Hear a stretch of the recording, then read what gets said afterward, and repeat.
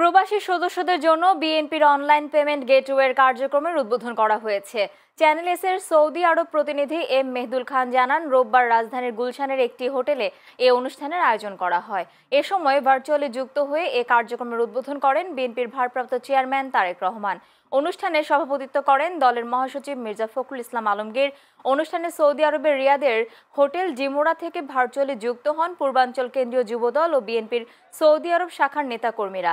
এ সময় উপস্থিত ছিলেন সৌদি আরব পূর্বাঞ্চল কেন্দ্রীয় যুবদলের সভাপতি মোহাম্মদ মোফাজ্জল হোসেন স্বপন, সিনিয়র সহসভাপতি মোহাম্মদ শওকত শিকদার সহ আরও অনেকে। প্রবাসী নেতাকর্মীরা বিএনপির ওয়েবসাইটের মাধ্যমে সদস্যপদ নবায়ন ও নতুন সদস্যপদ গ্রহণ করতে পারবেন। এতে বিদেশে থাকা বিএনপি সমর্থকদের সঙ্গে দলের সাংগঠনিক যোগাযোগ আরও মজবুত হবে।